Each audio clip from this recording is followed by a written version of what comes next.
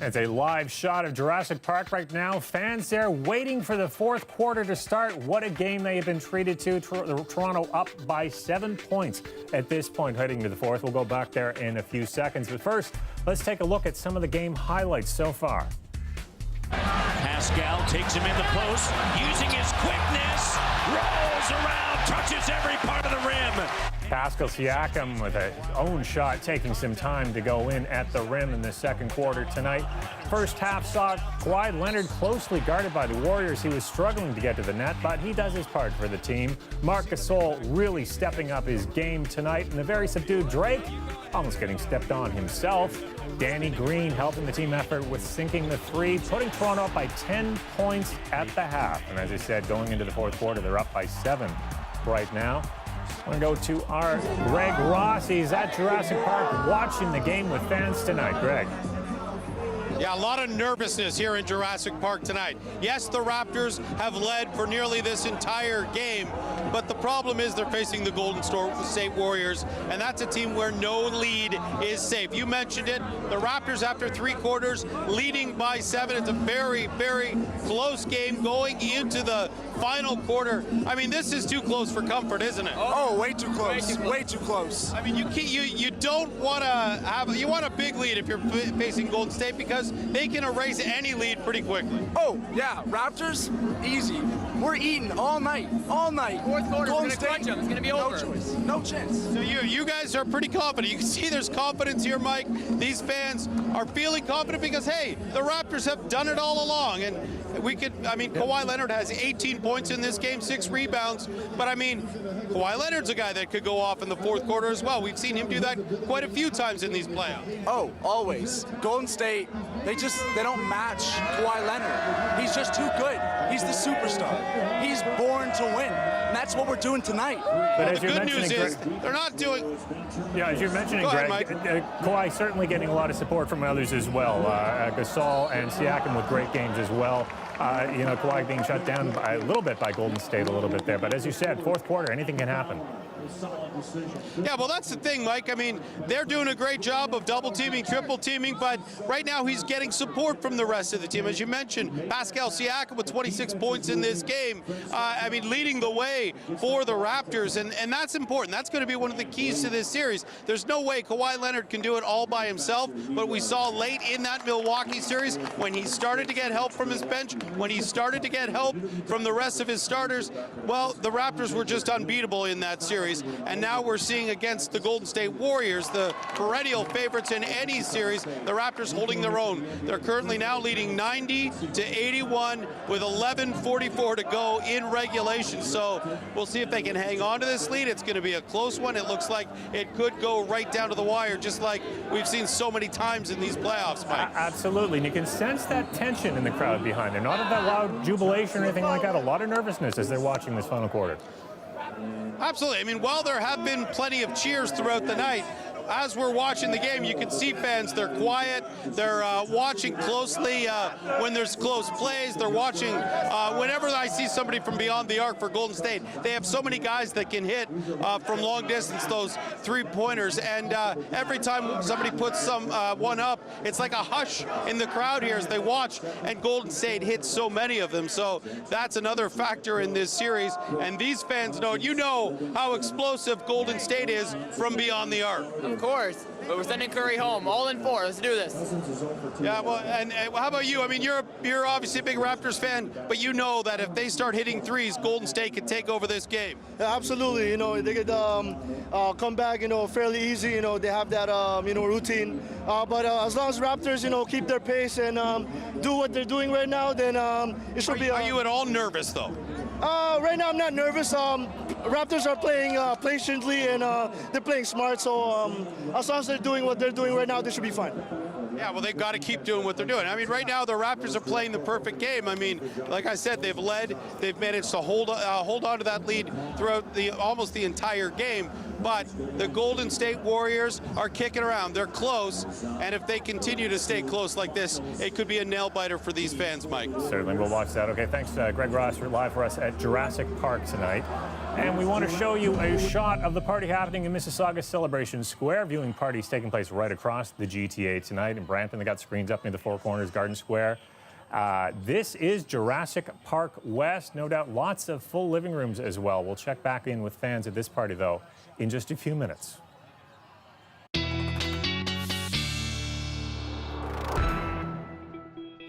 Colin Kennedy's here with the first look at the forecast. Things looking good for Friday. Yeah, they are looking good. We have a new air mass that's moving in. So one of the positive things here is as the cold front passes, it clears our skies out, sets us up for some sunshine tomorrow morning. A little bit cooler as we're going to find the winds kind of coming out of the east. And then into the afternoon hours, clouds on the increase, and that ridge moves off, setting up the stage for the next system that will move in over Friday night into Saturday. That's when we get into some wet conditions once again. And then not all day Saturday, but certainly some cloudier skies at times and the chance of showers returning to us, especially into the afternoon and evening hours. And a risk into Sunday as well, but you're going to have to wait. I've got the 5-day forecast coming up shortly. Overnight tonight, though, 10 degrees with that clearing trend. And then tomorrow into the afternoon, clouds on the increase and the high around 18 to 19 degrees for the GTA. Mike. Okay, thank you, Colette. You're welcome. Well, it is official. Water levels on Lake Ontario are now at their highest level in recorded history. The city updating the situation today as residents of the Toronto Islands continue to watch the situation closely. The city says water breached areas within Algonquin Island yesterday, and the high water has forced ferry service to be halted to Hanlon's Point. The city is operating pumps to keep water levels down. More than 20,000 sandbags have been placed across the island to protect homes and businesses. And with the warmer weather comes a less desirable part of the summer season, mosquitoes. Official mosquito season begins mid-June, but Toronto officials are advising residents to be proactive and protect themselves against the West Nile virus. Taylor Simmons has more. It's a picturesque time of year, but with the picnics and park outings comes the mosquitoes. And while the small bugs are a nuisance, city officials are reminding residents they can also be dangerous. West Nile remains a low risk for Torontonians, but it can be a serious illness. The city kicked off its West Nile virus prevention program today. It's a serious disease spread through mosquito bites. The virus first came to Toronto in 2001, with the city now seeing about 30 to 40 human cases each year. Twice, they've seen more than 100. Very dependent on the temperature in particular, and to a lesser extent the amount of rain that we get. So it's very difficult to predict from year to year. Most people don't show symptoms and do recover from the disease, but Toronto Public Health says West Nile virus did cause 6 deaths in the city last year. All of those people were over 65. That's why we try to emphasize prevention, especially for people who are older, who are over 50. What I'm doing over here is taking the water sample. The city also does its part by monitoring still water and setting traps for the insects. They test each sample at a lab. Although West Nile is the main disease impacting people in Ontario, they'll also look for others like the 2 species of mosquito that carry Zika virus. We have never captured Aedes aegypti mosquito. Albopictus we've captured once in 2005 and none since then. When the city does find virus-carrying mosquitoes, they'll send out a warning and apply larvicide to ponds and water basins. The city also recommends taking extra precautions during dusk and dawn, peak biting periods, by wearing long, light-colored clothing and, of course, bug spray. Taylor Simmons, CBC News, Toronto. Well, just to show you how far-reaching Raptors fever is in this country, check out this viewing party in Halifax. This is Rogers Square at the Nova Centre, the only place outside of Ontario, with an officially sanctioned viewing party. Fans dubbing this one Jurassic Park East. Halifax has a long history with the Raptors. The team played its very first exhibition game in that city back in 1995. And they are excited. A little further west and a little closer to home, here's another shot of the party in Mississauga Celebration Square, dubbed Jurassic Park West. We'll update on the score of the game and check in with some fans in the 9:05 after the break.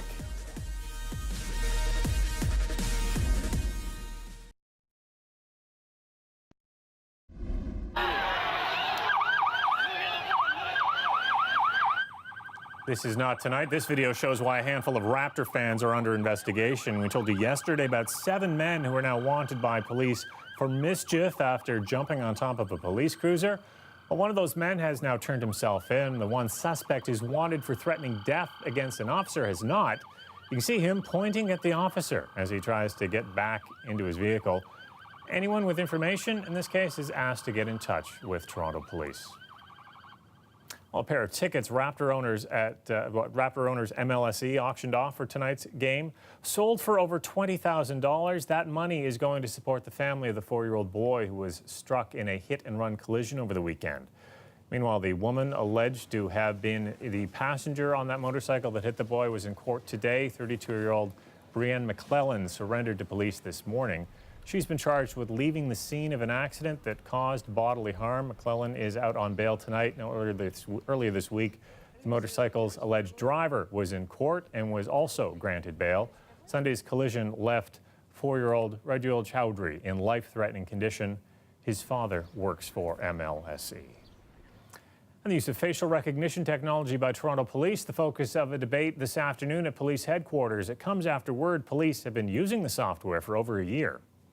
It is important to be clear. The Toronto Police Service uses facial recognition in a very limited context, with several operational legal parameters in place to ensure the integrity of the administration of justice. Facial recognition technology, even being used as it is today, is carding by algorithm, and by a notoriously unreliable algorithm at that.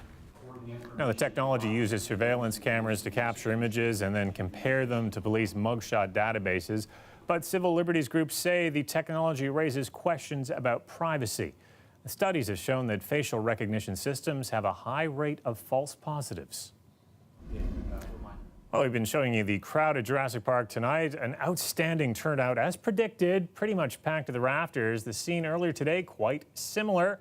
This is time-lapse video of the lineup. Greg Ross walking along it. This is just to get into the square this afternoon. It snaked down Lakeshore Boulevard for blocks. Some fans started lining up as early as 6 a.m. Now that is dedication.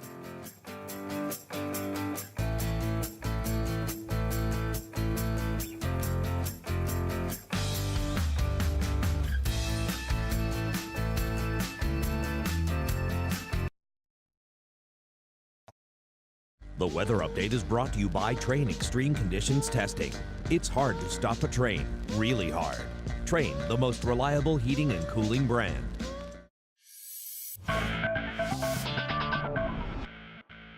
Want to show you some highlights from the third quarter. Pascal Siakam making quite a dent in the third quarter, making moves, taking a pass from Lowry right here, sinking it to put Toronto up 62-51 at this point.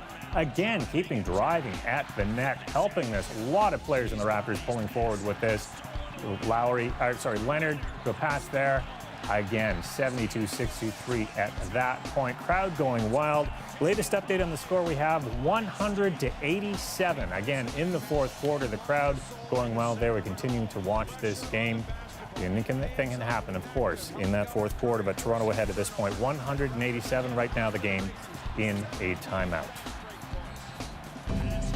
That brings us up to now. Let's take you back to Jurassic Park. Raptors, as we said, 187 at this point. Just 7-8 minutes left in the game. I'm trying to read the news and watch the highlights at the same time.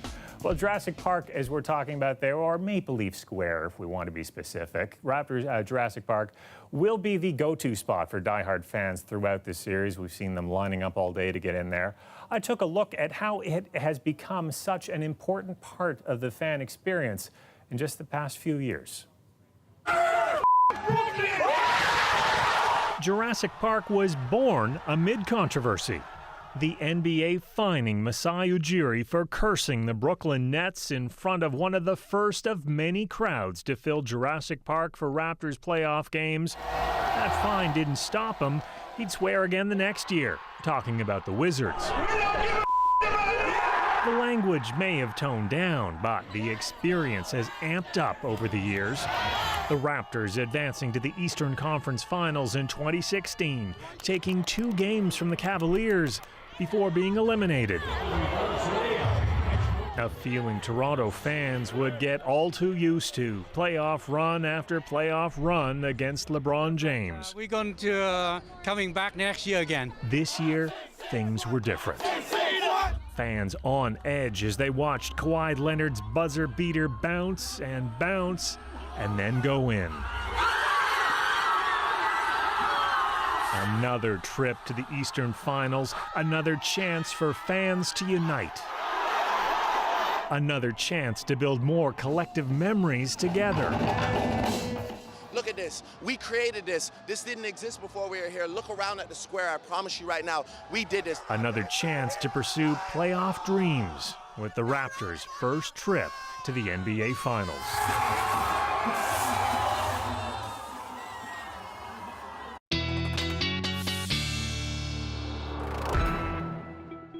Colette joins us once again with her extended forecast, looking at some possible rain this weekend. Yeah, we are looking at a few pockets where we could have some wet conditions, but again, it's one of those situations, it's not the whole weekend. Just a reminder in terms of getting our bearings, the average height this time of year is about 21.4. We were a little above that today. Tomorrow we're going to fall a little below it as a cold front's been sweeping through. That's clearing our skies tonight, gives us sunshine to start the day off tomorrow, also gives us an easterly breeze, so in many cases that comes in off the lake, and then we are seeing it feeling just a little bit cooler. Late day clouds on the increase Friday night into Saturday overnight, some rain showers, certainly that potential in there, then maybe a bit lingering into Saturday morning. Otherwise, we get into some cloud cover, should get some breaks into the afternoon hours, but some of that sunshine, if it does come through, will add to the chance of getting some afternoon showers or thunderstorms on Saturday and into the evening with a little bit of convection possible. A greater chance for that back into southwestern Ontario, that's for sure. Overnight tonight for southwestern Ontario, lows of around 9 to 10 degrees, and tomorrow it is a nice day. We're talking about 23 for the Windsor area. Into the GTA, though, as I mentioned, a little cooler than today. So overnight tonight, we'll have lows around 10 degrees with that clearing trend. And then tomorrow, the highs are generally in the upper teens, 20 degrees, though, for St. Catharines. And late day, that cloud deck starting to come in. Saturday, it's Friday night into Saturday, we get into some of these showers, in fact. And Saturday, the humidity comes up a little bit. The temperature comes up a little bit as well as the winds change direction. Early, some showers, then perhaps a break and we get into a dry slot. If we get lucky, even into some sunshine in the afternoon and then a return for that potential of showers and thunderstorms. Sunday, just a little bit cooler, still some instability. I think we'll have some sunny breaks or kind of a mix of sun and cloud through the day Sunday, but still the potential that here and there. I know a lot of you have been doing your gardening anyway, so hey, it's not a bad thing. We'll get some moisture coming through and you'll get some pockets in there where you can get outside and have some drier conditions. Certainly that happens into Monday, so we're talking about sunny skies or mostly sunny skies into Monday, 17 for the high. And then into Tuesday, we get back into that situation of a mix of sun and cloud, a high of 18. I do want to just point out Sunday into Monday, as well as the system passes through, that we will get into some breezy conditions through here, Mike. All right. Thanks a lot, Colette. You're welcome.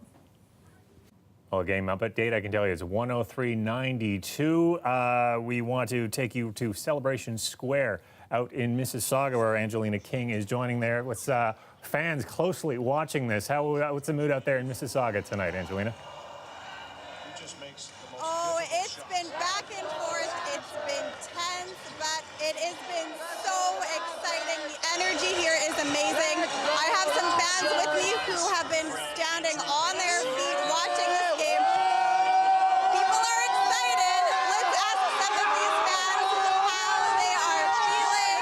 As you can see, a lot of excitement. So I want to ask you, are you confident right now? Are you nervous? I'm confident.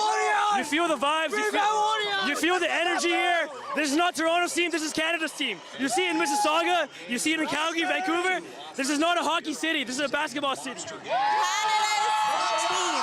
Now, there is about 20,000 people here in Mississauga. It seems like they're all beside me right now. They were expecting about 5,000 to 10,000 people. So a lot more than expected. This is the first time Mississauga has done this. It's called Jurassic Park West. And I want to ask you, what is it like to be able to stay in this community and not have to go all the way to Toronto and watch the game in this type of setting? I think it's just great for Canada overall. It doesn't matter where you're from, anywhere in the city outside of the GTA. I think the more that they expand into Jurassic Park and around the city, it's just bringing more people together to support the Raptors. So I think it's a great thing. And a lot of people here telling me, as you can see, that the fans in Mississauga are the #1 Raptors fans. Mike, I'm going to throw it back to you. It's just too exciting here. We have about 5 minutes left, and and I know a lot of people watching this game closely. Back to you. All right, thank you very much, Angelina King. Live for us in a very loud Celebration Square, Jurassic Park West. Raptors up 105-94. We'll be right back after this.